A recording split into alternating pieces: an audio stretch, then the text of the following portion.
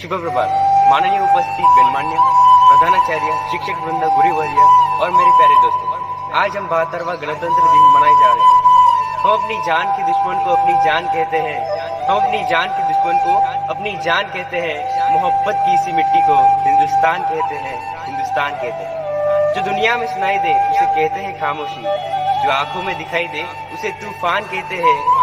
ये जो दीवार का सुराख है साहब, जो ये दीवार का सुराख है, चाइना, अमेरिका, पाकिस्तान साजिशों का हिस्सा है, मगर हम इसे अपने घर का रोशनदान कहते हैं, अपने घर का रोशनदान कहते हैं। मैं अपनी हुए देश प्रेम और राष्ट्र निर्माण के उपलक्ष्य पर अपने कुछ विचार साझा करना चाहूंगा। आजादी का असली महत्व वही समझ सकता है जिसने कभी गुलामी की है। हम सौभाग्यशाली है कि हमने स्वतंत्र भारत में जन्म लिया। यूँ तो आजादी के लौ 1857 में ही चल चुकी थी, जो भूचाल बनकर 1987 में हमारे देश को आजाद किया। प्राचीन, मध्यकालीन और वर्तमान भारत के उदाहरणों से मैं स्पष्ट करना चाहूंगा कि जब हम फिरंगियों के फेरों में फंस गए थे, तब रंग दे बसंती चोला की एक आवाज पर टोलों के टोले उमड़ आते थे और उनकी वंदे मातरम के नारों से खून में आने वाला 5-5 डिग्री का तूफान अंग्रेजी शासकों की जोड़ों में तूफान ला देता था। लोग मर जाते थे, मिट जाते थे, फांसी पर चढ़ जाते थे, तो वो अपनी देशभक्ति साबित कर रहे थे, क्योंकि वो उस देशभक्ति की दौर की कसौटी थी।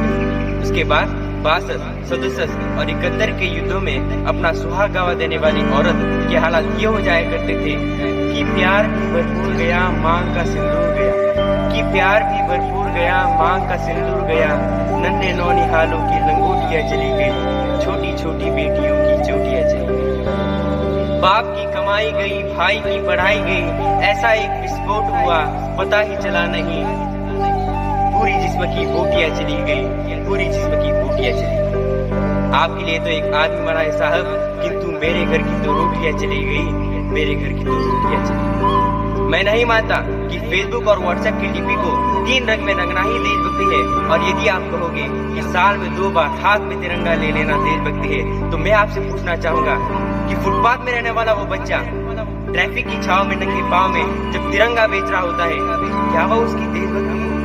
उसकी देशभक्ति नहीं, पेट की भूख की शक्ति है, जो उसे वह काम करने पर मजबूर करती है। न मस्जिद को जानते हैं, न शिवालयों को जानते हैं, न मस्जिद को जानते हैं, न शिवालयों को जानते हैं, जो पेट के भूखे होते हैं।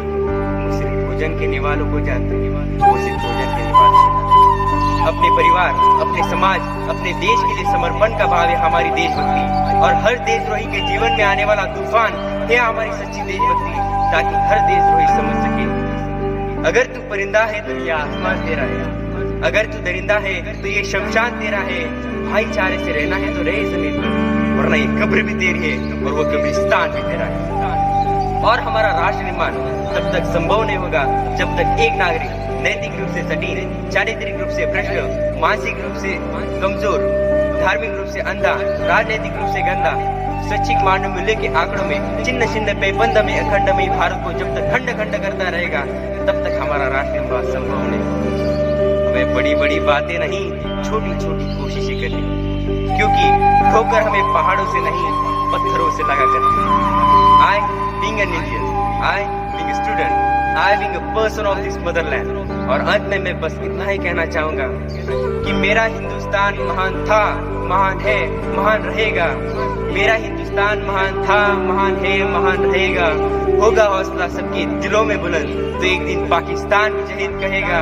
पाकिस्तान ही क्यों, सारा जहां जहीद कहेगा, क्योंकि सारे जहां से अच्छा हिंदुस्तान हमारा, हम बुलबुले हैं इसकी, ये गुलिस्तान हमारा, ये गुलिस्तान हमारा।